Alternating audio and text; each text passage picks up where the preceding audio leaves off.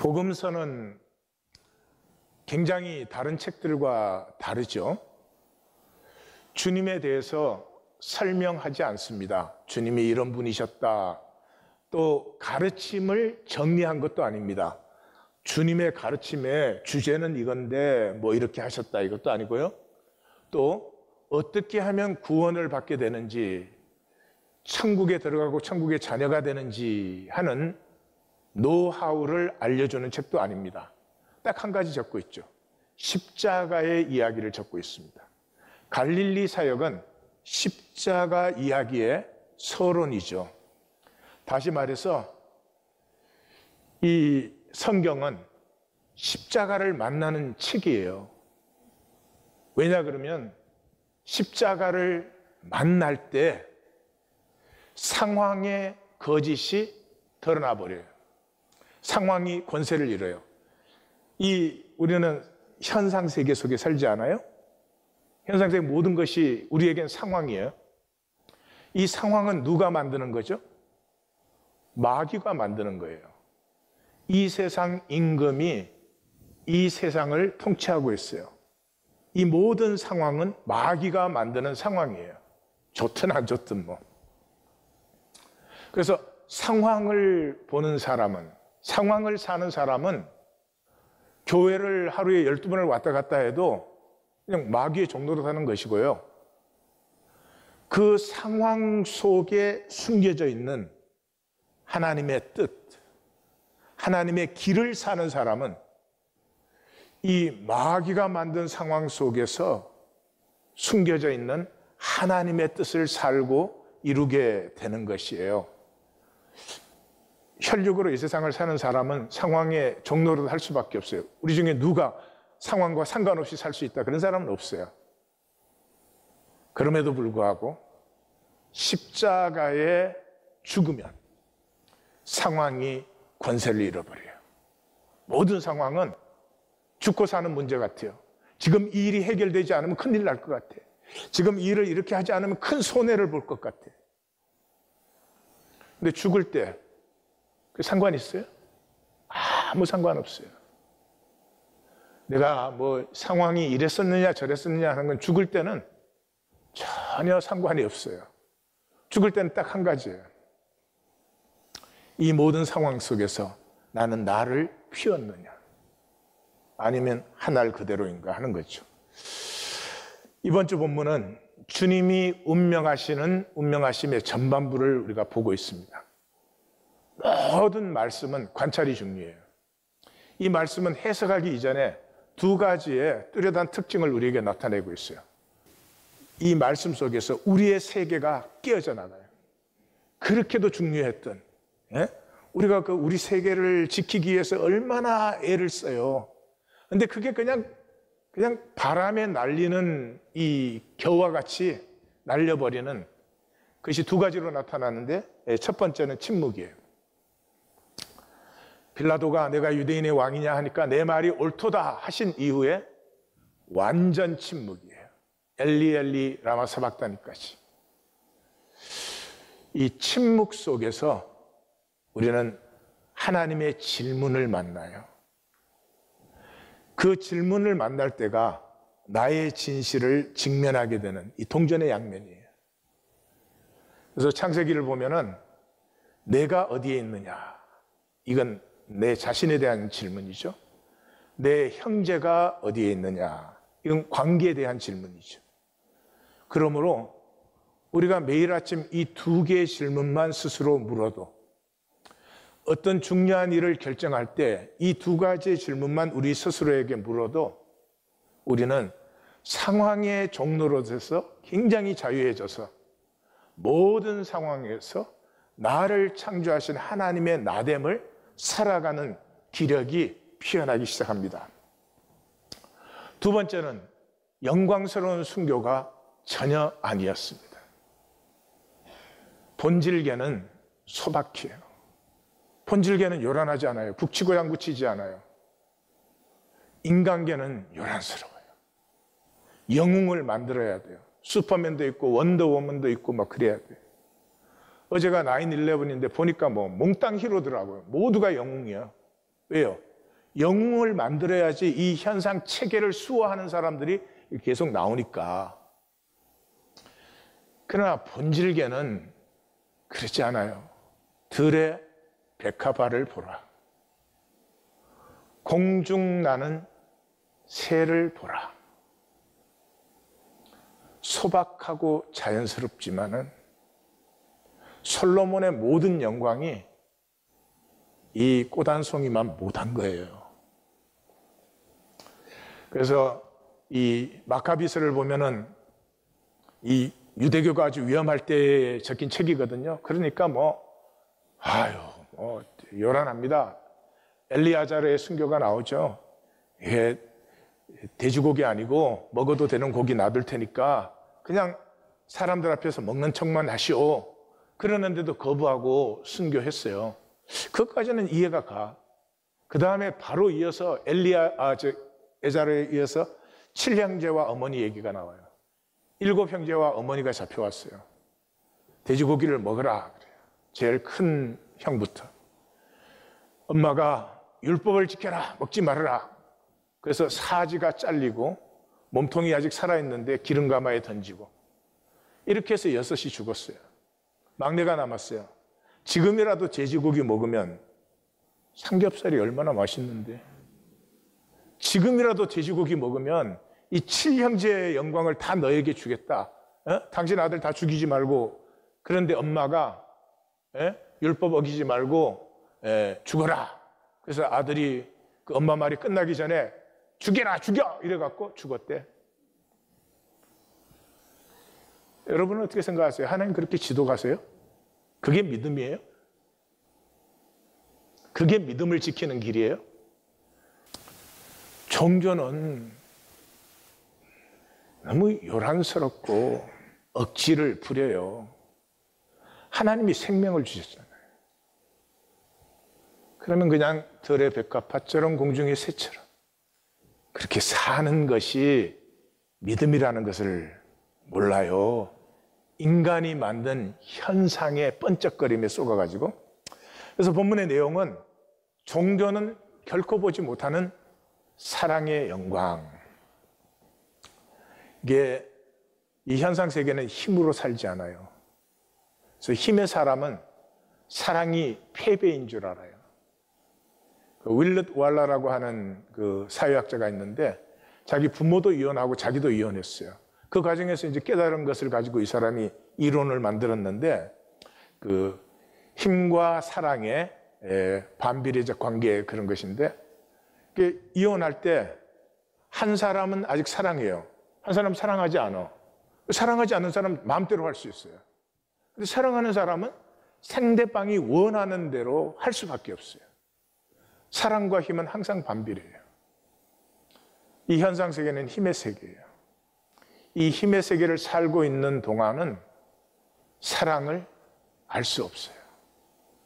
본문의 시작에 온 땅에 어둠이 임했어요. 마감에서 주님의 영혼이 떠났어요. 온 땅에 어둠이 임했다는 것은요, 하나님의 진리가 깊어진 것이에요. 탄소가 땅속에서 깊어지면 지열과 지압이 강해지면서 이 모든 불순물이 정화되어서 다이아몬드가 됩니다. 하나님의 진리가 깊어지는 순간이 이제까지 있었던 이 땅에 나타났던 하나님의 모든 진리가 100% 본질화되는, 100% 순전해지는 그런 시간이에요. 그 다음에는 어떻게 되죠? 진리는 감춰놓을 수가 없어요.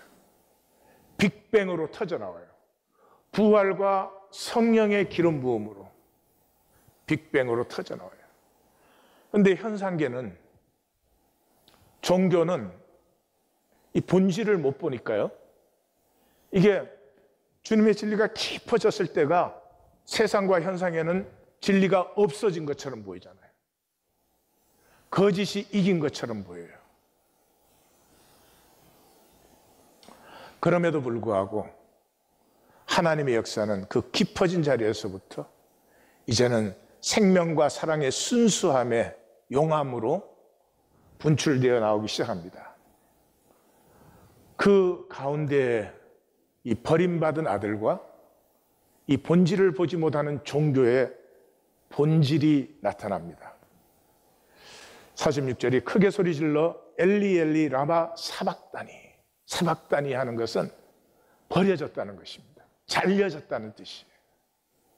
나의 하나님 어찌하여 나를 버리셨나이까. 다른 복음서도 그렇지만 마태복음에서는 예수님이 하나님을 부를 때 한 번도 하나님이라고 부른 적이 없습니다. 아버지 아니면 아빠예요. 나의 하나님, 나의 하나님. 벌써 여기에서 아버지와 아들 사이가 쫙 금이 간 것이 보입니다. 어찌하여 나를 버리셨나이까. 아들이 완전히 버림을 받았습니다. 인간계로부터 버림을 받았죠. 수치. 인간계에서는 수치를 당하면 패배예요. 끝장이에요. 그런데 벌거벗고 달리셨습니다. 그 모욕과 고통은 둘째치고 인간계에서 완전히 그는 끊어진 자가 되었습니다. 그런데 아들로서도 아버지에게서 끊어졌습니다. 종교는 절대 죽지 않습니다. 죽은 척합니다.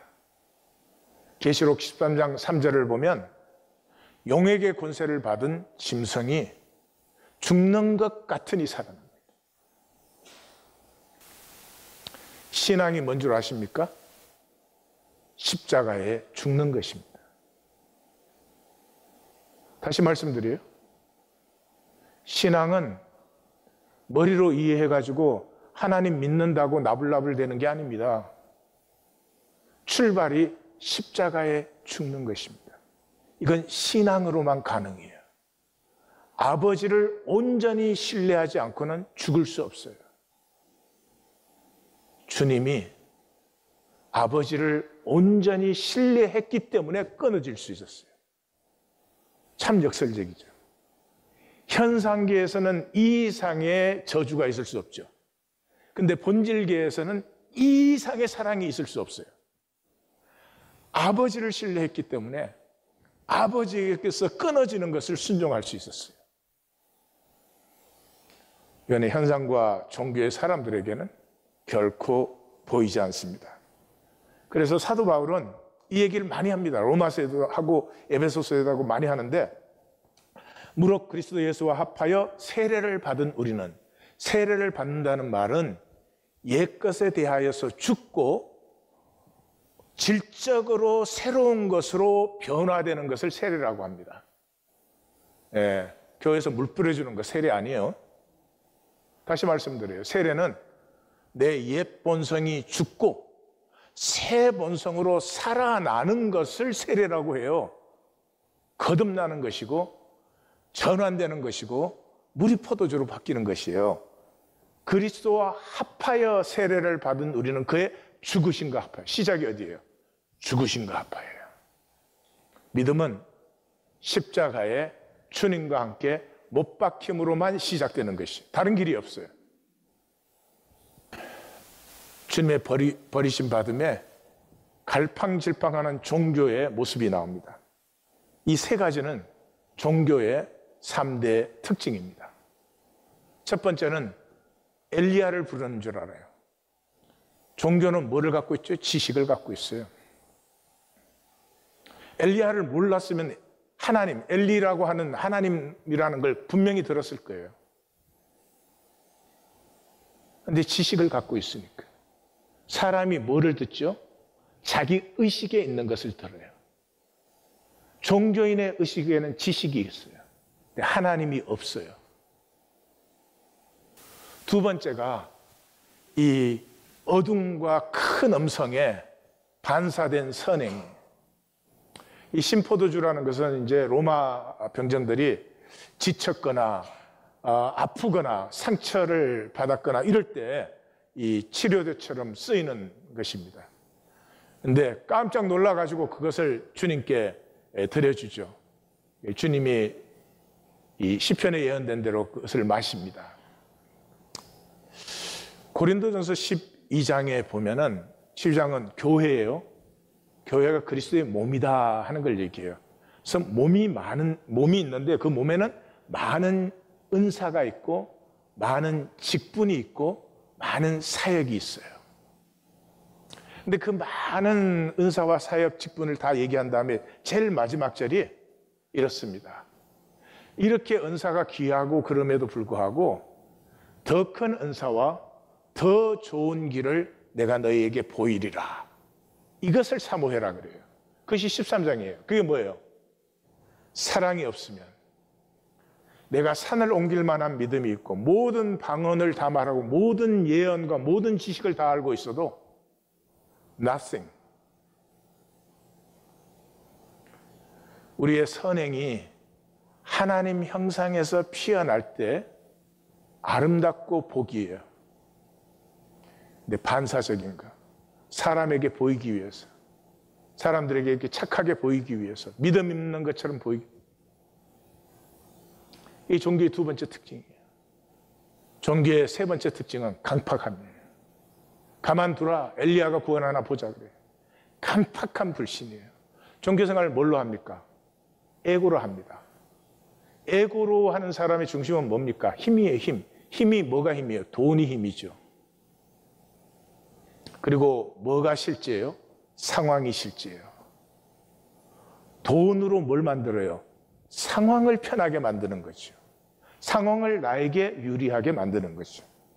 이것이 종교의 3대 특징입니다. 예수님의 버림받음 속에 지금 종교가 통곡하며 깨어져야 될 시간에 종교는 종교로 더 강팍해지죠.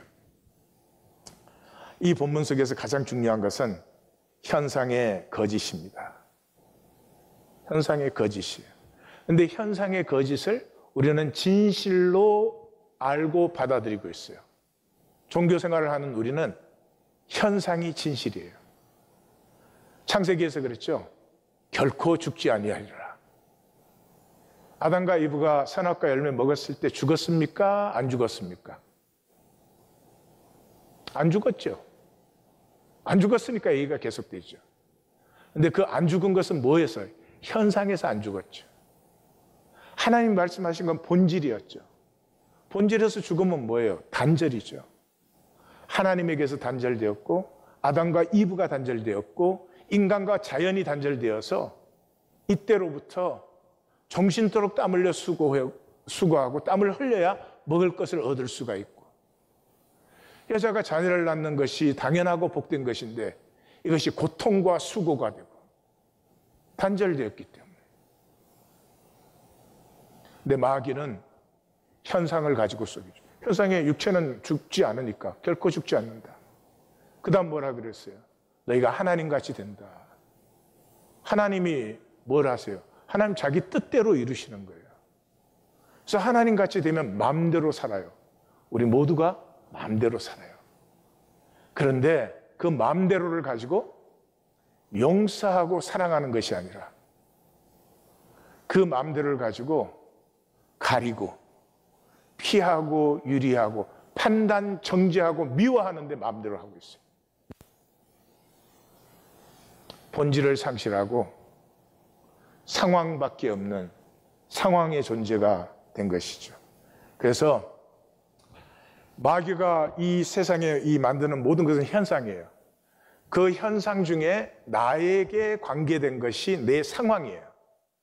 그런데 이 현상과 상황은 일루전이에요. 환영이에요, 환영. 실제로 존재하지 않아요. 있는 것 같은데 계속 바뀌어요. 그래서 죽을 때 보면은 상황을 산 사람은 허무해요. 그렇게 열심히 살았는데 모든 상황은 쓰러지는 것이니까요. 근데 어떻게 그 상황을 실제로 착각하고 이렇게 열심히 살죠? 생각과 말로 이루어져 있으니까. 생각은 뭘로 해요? 뇌로 해요, 뇌. 이 두개골 속에 갇혀서 이 외부에 있는 어떤 현상과도 직접 연결되지 않아요. 그럼 어떻게 알아요? 뇌에는 두 가지밖에 없어요. 전기 신호가 있고 화학 신호가 있어요. 전기 신호와 화학 신호가 오면 그걸 가지고 그동안에 경험했던 그 경험은 내 개인의 경험뿐만 아니라 인류의 조상부터 있었던 모든 경험, 그 모든 경험은 뭐예요? 생존의 경험이에요. 살아남아야 된다는 거죠. 그걸로 해석을 해요. 그러니까 아무것도 모르고 오로지 생존의 현상밖에 없어요. 그걸 또 어떻게 표현을 해야 돼요? 말로 표현을 해야 돼요. 말은 실제가 아니에요. 심볼, 상징이에요. 그래서 본질은 사라진 이 현상 세계를 모두가 무슨 진짜 세계인 줄 알고 그렇게 열심히 살고 목숨 걸고 살아요. 그래서 이 종교는 하나님의 역사가, 본질의 역사가 항상 패배로 보여요. 상황 속의 본질은 패배로 보여요.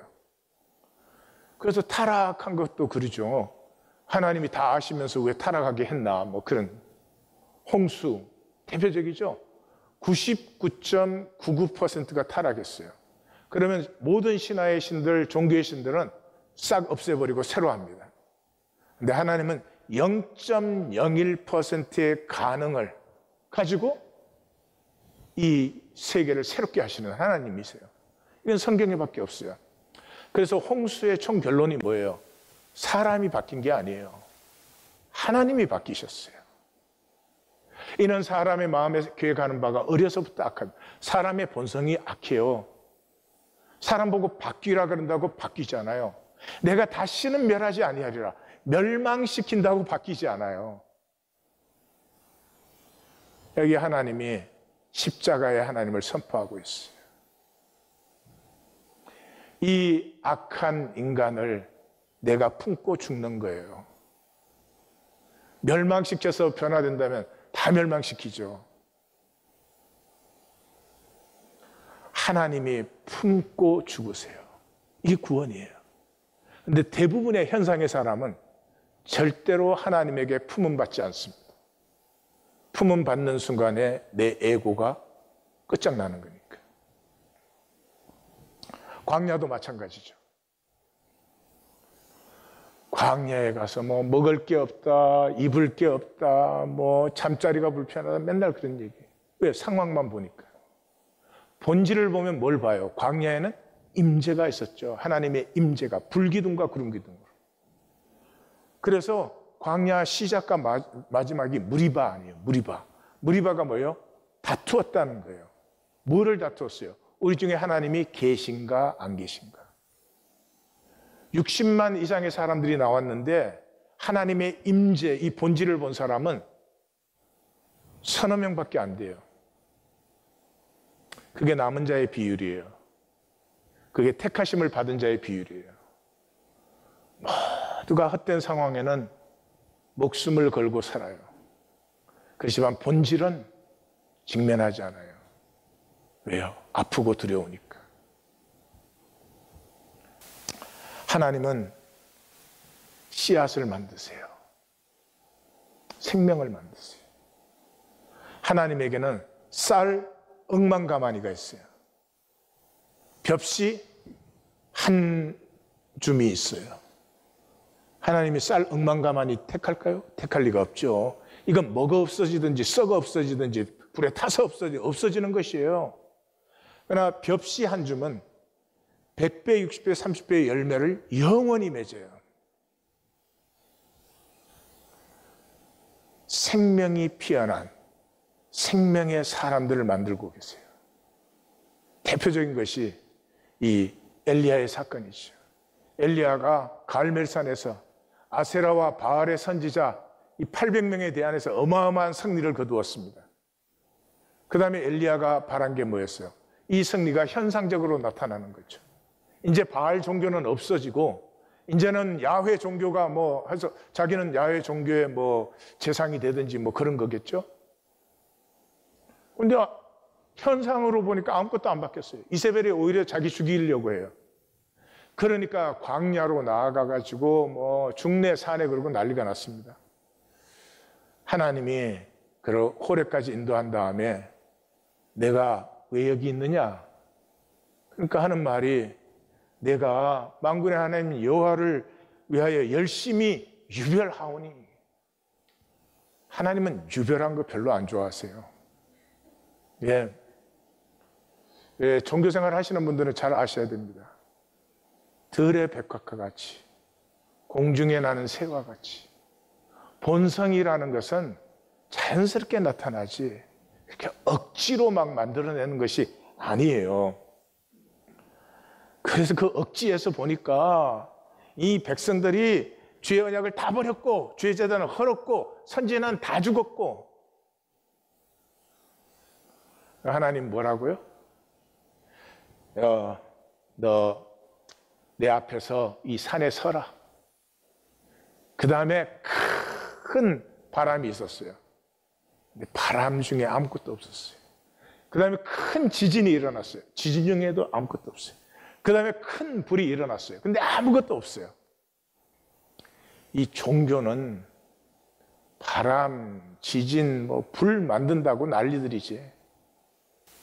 그것이 다 지나간 후에 세미한 음성이 있었어요. 세미한 음성이에요. 생각이 복잡하고 계산이 드글드글 돌아가는 사람은 결코 들을 수가 없어요. 침묵. 세미한 소리가 있었어요. 아람에는 하사엘을 세우고 이스라엘은 예후를 세우고 유다에는 엘리사를 세워라. 내가 남겨둔 7,000명이 있다. 아무것도 못 봤죠.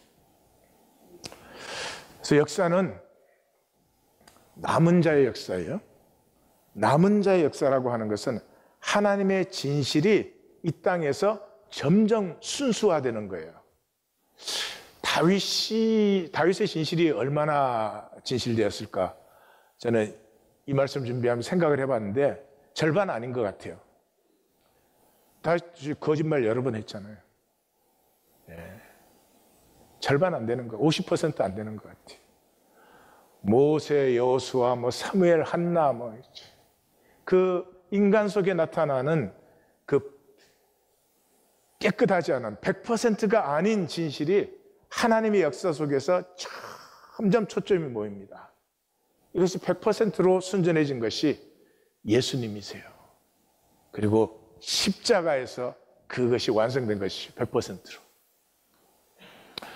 여기에서부터, 십자가에서부터 이 순전해진, 깨끗해진 진실은 빅뱅이 일어나면서 열리기 시작하죠.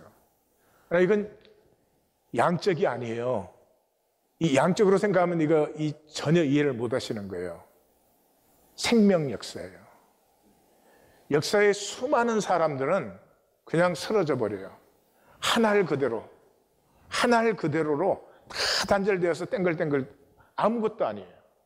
그런데 이 남은 자들은 한 사람 한 사람이 주님과 연합됩니다. 주님을 머리로, 하나님을 머리로 연합되어서 그 몸이 점점 자라가기 시작합니다. 자라면서 동시에 그 진실에 깊어지고, 그 다음에 거기에서부터 이제 그리스도 안에 지체가 되는 영혼들이 모임을 받는 것이죠. 그래서 예수님께서 십자가 본문에 들어오시기 전에 2번이나 얘기했죠. 청함을 받은 자는 많되 택하심을 입은 자는 적으니라. 이 원어에는 2번이에요. 근데 왜 우리 한글 번역에서 한 번은 빼버렸는지 알 수가 없어요. 그리고 하늘 이 끝에서 하늘 저 끝까지, 땅이 아니에요. 이 택한 자들을 다 불러 모으셨을 때 드디어 그리스도를 머리로 하나님의 교회가, 교회 그럼 자꾸 이런 걸 생각하시니까 하나님의 나라가 이 땅에 이루어지는 것이죠. 아버지와 아들이 깨어지셨어요. 이 사랑에 지신 하나님, 하나님이 얼마든지 이기실 수 있어요. 내 사랑 때문에 지신 하나님, 역설적이잖아요. 이 아버지와 아들이 현상에서는 완전히 깨어졌죠. 근데 아들이 깨어지고 버림받기까지 순종했을 때가 사실은 본질에서 가장 하나 되었을 때예요. 그러니까 현상만 보는 사람은 이 본질의 역사를 전혀 못 보는 거죠. 하나님께서 아까 홍수에서 말한 것처럼 우리 죄를 지시고 하나님이 죽으셨을 때가 사실은 본질적으로는 하나님이 가장 사신 시간이에요.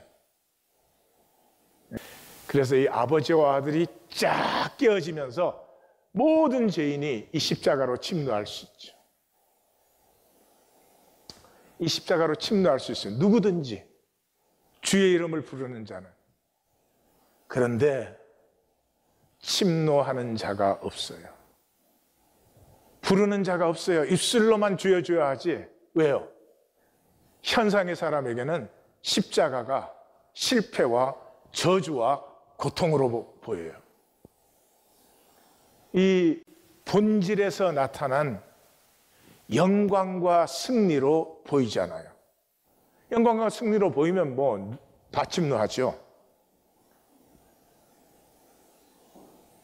바울은 이 얘기를 거의 편지마다 합니다. 가장 대표적인 것이 갈라디아서 2장 20절이에요. 내가 그리스도와 함께 십자가에 못 박혔나니 십자가에서 주님과 함께 죽었어요. 그런 적 이제는 내가 사는 것이 아니에요. 이 나는 에고가 사는 것이 아니요 오직 내 안에 그리스도가 사시는 것이. 내가 함께 그리스도와 함께 십자가에 못 박혔을 때 그리스도가 내 안에 영접된 거예요. 부흥에 나가서 손 들고 나가서 영접했다고 그래요. 성경에 어디 있어요 그런 게? 그리스도께서 내가 그리스도와 함께 죽을 때 그리스도께서 내 안에 들어오신 것이. 그 그리스도 안에서는 에고가 아니라 내 하나님의 형상이 피어나기 시작해요. 이때 육체 가운데 사는 것은 번역을 잘 했더라면 이게 사르스인데요. 내가 이제는 몸으로 산다. 에고는 뭘로 살아요? 생각으로 살아요. 그런데 그리스도에게 품음을 받으면서부터 생각이 아니고 몸으로 살아요. 생각은 100% 거짓이요. 몸은 100% 진실이에요. 몸이 아픈데, 몸이 죽는데 나 안 죽는다 뭐 이럴 수 있어요? 그래서 성경은 몸의 역사예요. 창세기 2장에서 한 몸이 되어요. 신약에 들어와서 그리스도의 몸이 되어요. 빌립보서 3장 21절에 우리의 부활도 몸으로 해요. 영광의 몸으로. 종교생활 몸으로 합니까? 생각으로 하죠. 십자가는 그러므로 이해나 동의나 칭송의 대상이 아닙니다. 기독교는 맨날 모였다 하면 이거 하는 거 아니에요. 십자가가 주님이 우리를 위해 죽으셨습니다. 그 고통을 받으셨습니다. 또 찬양이, 이것도 잘하는 사람이 헤게모니를 잡아요. 십자가가 그럴 수 있는 것이에요? 십자가는 만나는 것이에요.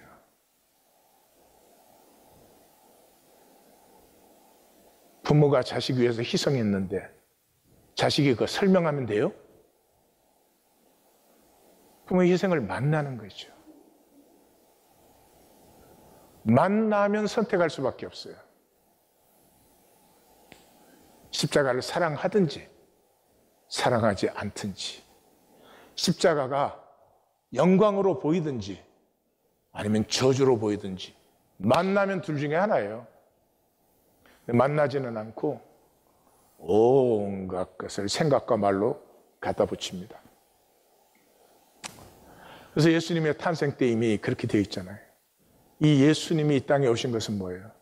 예수님으로 말미암아 패하거나 흥하거나 십자가를 따르거나 피하거나 어떻게 해서?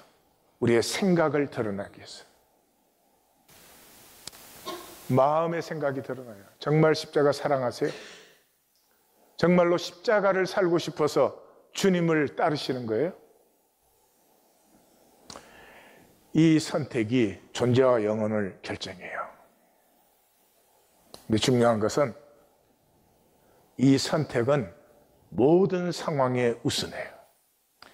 모든 상황에 우선해요. 상황 중에 제일 중요한 상황이 뭘까? 자식 살리는 거죠. 상황 중에 제일 이 눈치 보이는 상황이 뭐예요? 부모 장례죠. 모든 상황에 우선해요. 100살 때까지 기다린 독자 이삭을 제사 지내라는 거예요. 부모 장례 지내겠다고 하니까 죽은 자들로 죽은 자들을 장사하라 그랬어요. 자식 살리지 말라는 말이에요? 부모 장례 지내지 말라는 말씀이 이게? 아니죠. 어떤 상황도 이 십자가를 선택하는 것에 우선할 수 없어요. 이것이 믿음의 엄중함이에요. 그냥 함부로 믿는다고 할 수 없어요. 교회 다닌다고 믿는 게 아니에요. 너무 참 안타깝고 딱합니다. 부인할 수 없는 진실은 하나님 믿으면 믿고 살아요. 그렇잖아요. 내가 하나님 믿으면 하나님을 신뢰함 안에서 내가 살지 종교 생활을 하겠어요? 그러니까 종교 생활이라는 자체가 안 믿으니까 하는 거예요. 또 안 믿으려고 하는 것이고. 그래서 종교는 뭐예요? 모양새를 내는 거죠. 모양새. 예배라는 모양새를 내요. 예. 주님을 뭐 섬기는 모양새를 내요. 뭐 서로 만나면 사랑하는 모양새를 내요. 나 결코 생명이 아니죠. 하나님 믿으면 세상에 두 가지가 선명해요. 첫째는 세상에서 자유예요. 상황에서 자유예요. 진짜 마음대로 살아요. 이 마음대로는 무엇이에요? 중심이 원하는 것이. 우리 다 무엇을 원해요? 내 삶이 가치 있기를 원해요. 내가 아름다운 사람이기를 원해요. 그래서 거짓되게 살면서 자꾸 나뭇잎 치마 가리고 아닌 척하고 하는 게 그래서 그런 거 아니에요. 이제 그 가리기를 왜 해요? 내가 가치 있는 삶이 되고 싶으면 가치 있는 삶을 살기 시작해요. 뭐 상황이 이렇고 저렇고 이익되고 손해되고 뭔 상관이 있어요? 그 모든 상황에서 하나님이 내게 주신 생명을 살고 피우는 거죠. 즐겨보는 거죠. 두 번째는 죽음을 향하는 것이에요. 이 땅의 혈육의 삶은 죽음까지 사는 것이잖아요. 죽음에서 내 가치, 내 삶의 의미, 내가 누구냐 하는 모든 것이 결정되어져요. 그러면 항상 죽음을 향해서 살아요. 그럼 죽음을 향해서 죽음을 직면하는 사람은 뭐가 상황의 거짓이 드러나 버리죠. 마귀의 권세가 소멸되어 버려요. 죽음 앞에서 내가 이런 상황을 살았느냐 저런 상황을 살았느냐 그 무슨 상관이 있어요? 상황의 거짓이 드러나요. 마귀의 권세가 소멸되어 버려요. 열매의 완성이 어디에 있어요? 열매 떨어짐에 있어요. 나무가 이게 아깝다고 끝까지 붙들어지고 있을 수 없잖아요. 내 육체, 혈육을 다 들여서 보이지 않는 내 생명을 피워내는 것이죠. 이게 하나님을 믿는 것이에요. 제가 이 설명을 어떻게 할까 하다가 도표를 이렇게 그려봤어요. 하나님의 창조계는 저 이제 도표니까 그렇죠. 무한하죠. 그 안에 우리 조그마한 인간계가 있어요. 인간계라는 건 이게 모든 게 상황으로 이루어져 있죠. 이 창조계는 모든 것이 말씀으로 되어 있죠. 이 도표를 제가 일일이 설명할 필요는 없을 것 같고 나중에 좀 각자가 묵상을 해보셔야 돼요. 인간계에 사는 길은 다 거짓이죠. 예. 지난주 우리 박완서 씨의 나의 가장 나종신인 것 들으셨지만 그냥 길을 쓰고 꾸민 것. 그 아들이 죽은 것을 비참하게 보이지 않기 위해서 길을 쓰고 꾸민 것들이 그냥 다 떠내려가는 거예요. 다 떠내려가는 거죠. 그냥 평생을 꾸미게 하는 거예요. 우리 삶에 그런 시간이 없을 수는 없어요. 그러나 평생 전체를 꾸미기에 바친다. 이건 우리 스스로 생각해도 좀 너무하지 않는 겁니까? 완전히 사람에게 보이려고. 말 한마디를 해도 그저 사람에게 멋있게 보이려고. 창조계는 그냥 순리대로 들의 백합화, 공중나는 새처럼. 이 인간계의 사람은요, 적당히 성실하고 적당히 착해요. 사람에게 착하고 성실하게 보여야 되니까. 그러나 결코 자기 본질이 그렇게 성실하고 착한 건 아니죠. 근데 그걸 우리가 해요. 내가 나를 버리는 그 삶을 우리가 평생을 살아요. 창조계의 사람은 뭐예요? 그냥 나로 사는 거예요. 어린아이 같이. 꼭 잘나야 돼요? 꼭 옳아야 돼요? 그런 거 아니잖아요. 인간계의 종교는 이 종교적 신심이에요. 불안해서. 어제 US 오픈 그 여자 결승전이 둘 다 티네이저여서 다들 떠들썩했죠. 시합하기 전에 제가 궁정은성도 보고 라두카누가 이긴다 그랬어요. 왜요? 그 페르난데스의 아버지가 굉장히 미신적이어가지고 뭐를 했다나 뭐 그런 것들, 그 얘기 아시죠? 여러분, 그 미신적이라는 말이 뭐예요? 불안하니까. 어떤 것이 이렇게 돼야 돼요. 그래야 이길 수 있어요. 이게 잘못되면 지는 거예요. 그럼 그게 얼마나 불안한 심령이에요. 아니, 나이 19살에 US 오픈의 결승에 갔으면 저도 이겨도 뭐 얼마나 영광이에요. 나가서 한번 신나게 놀아보자. 이러면 되는 것인데, 그거를 뭘 미신적으로 이렇게 하면 안 되고 이렇게 해야 되고. 그게 종교적 신앙이에요. 출발점이 불안이에요, 불안. 안 될 것 같아. 내 자식이 안 될 것 같아. 그걸 붙들어주고 기도하면 기도할수록 어떻게 되죠? 불안 레벨이 높아지죠. 하나님하고 관계가 먼저 성립된 다음에 하는 것이 기도예요.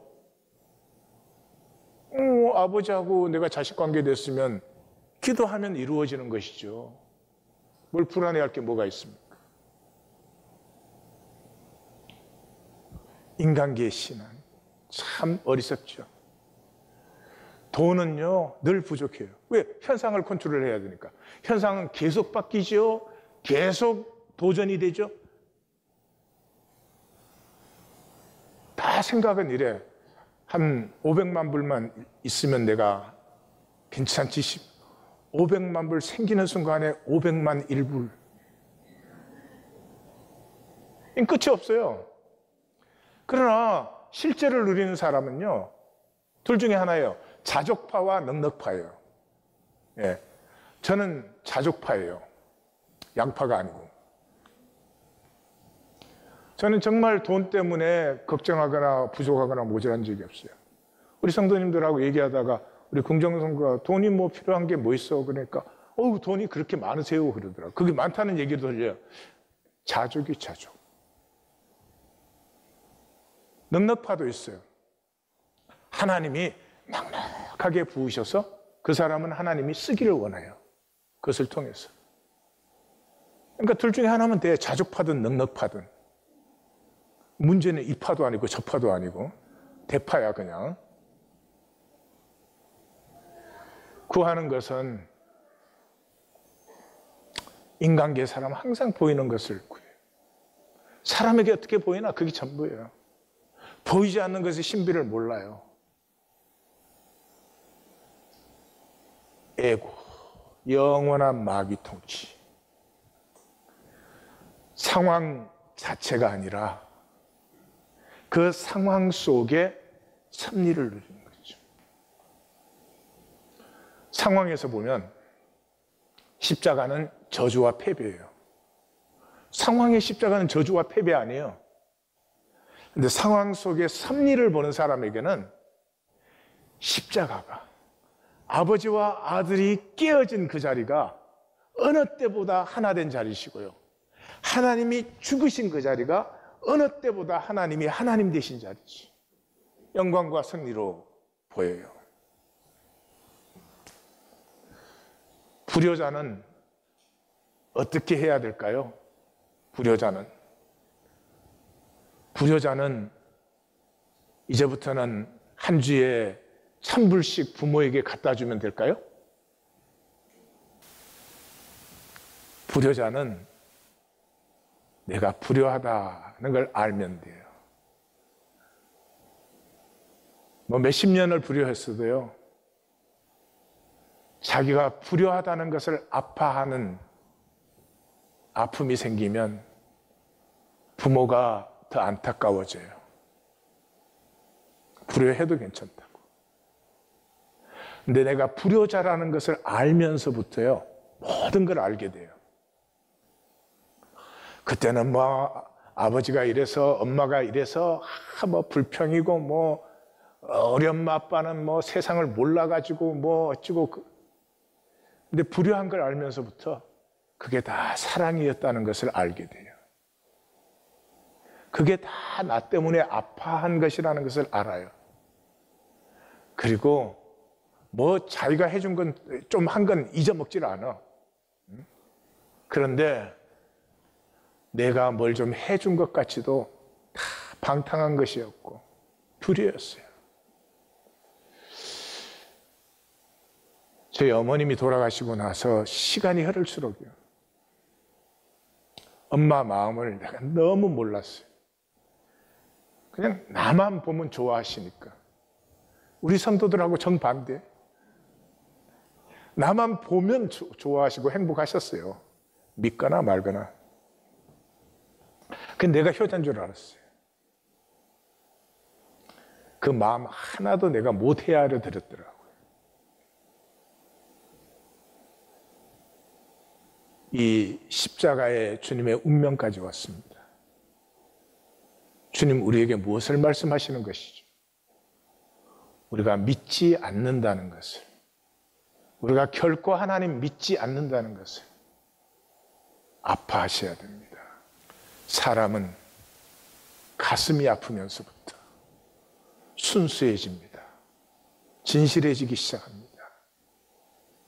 거짓에서 자유해지기 시작해요. 저는 소원이 하나님을 믿고 하나님 나라를 구하는 삶을 살고 싶은 게 제 소원이에요. 뭐 세상 것 다 갖다 준다고 그래도 지금 저에게는 반갑지 않아요. 내가 하나님을 믿는 진실에 깊어지고 하나님 나라가 이 땅에 세워지는데 내가 부르심 받고 쓰임 받고 그거 이상 별로 저는 다른 것이 별로 관심이 안 가요. 그것은 혼자 하는 게 아니잖아요. 그래서 하나님을 믿고 주신 생명을 피우기를 구하는 성도들을 섬기고 인도하고 같이 가고 싶은 거예요. 그 이상 아무것도 없어요. 훌륭한 성도들과 함께 하는 것도 아니에요. 그런데 그것 때문에 아픈, 하나님을 믿고 하나님 나라를 구하는데 그걸 못하는 내가, 평생을 그렇게 마음대로 살아놓고도 이제 주님 앞에 쓸 때까지조차도 진실되지 못한 내가 아파서 서로에게 위로가 되고 격려가 되고, 그래서 함께 손을 잡으면 그래도 한 번 더 일어설 수 있는 그런 성도들과 함께 하는 것. 아무것도 못해도, 그것으로 이룬 것이 아무것이 없다고 그래도 하나님은 참 기뻐하실 것 같아요. 상황의 종이 되면 나됨을 살지 못하며 나의 선택은 없고 상황의 반사, 리액트뿐이에요. 상황이 삶의 모든 것이에요. 상황이 막 생기면 정신이 하나도 없어요. 그리고 에고는 강박적이래요. 이거 잘못되면 어떡하나. 이거를 제대로 컨트롤해야 되는데 해결은 십자가에 죽는 것뿐이에요. 에고는 수정하거나 교정하는 것이 아니에요. 십자가에 죽는 것뿐이에요. 근데 내가 죽는 것은 하나님을 신뢰할 때만 가능해요. 자, 이 말씀을 바로 들으셨다면 우리가 하나님을 신뢰하는 것은 불가능해요. 혈육이 하나님을 신뢰하는 것은 불가능해요. 그런데 하나님이 우리를 사람으로 만들었기 때문에 사람은 불가능함에도 선택할 수 있는 이 역설적 초월성이 있어요. 내가 이렇게 부족해요. 내가 아무것도 할 수 없어요. 내가 하나님조차 신뢰 못하는 걸 알아요. 그럼에도 불구하고 주님의 십자가를 사랑하고 따르기를 선택할 수 있는 것이 인간의 역설적 초월성이에요. 믿음은 내가 죽는 것이에요. 내가 살아서 믿는 것 아니에요. 내가 알아서 믿는 것 아니에요. 믿음의 출발은 내가 그리스도와 함께 십자가에 못 박히는 것입니다. 나를 위해 나를 사랑하사 내 죄를 사하시려 십자가에 죽으신 주님, 그 영원하고 진실한 사랑에 그토록 악착같이 붙들어지고 있는 내 운명을 내려놓습니다. 가슴이 아픈데 뿌듯해집니다. 다 괜찮아지고 이제 배설물들이 보입니다. 쓸데없는 욕심들은 모두 가슴이 허한 것이었습니다. 머리는 비워지고 가슴이 벅차오릅니다. 그 많던 계산들은 어디로 갔을까요? 다 비워졌는데 이 꽉 찬 느낌은 어떻게 된 것일까요? 주님 감사합니다. 왜 이렇게 자꾸 눈물이 날까요?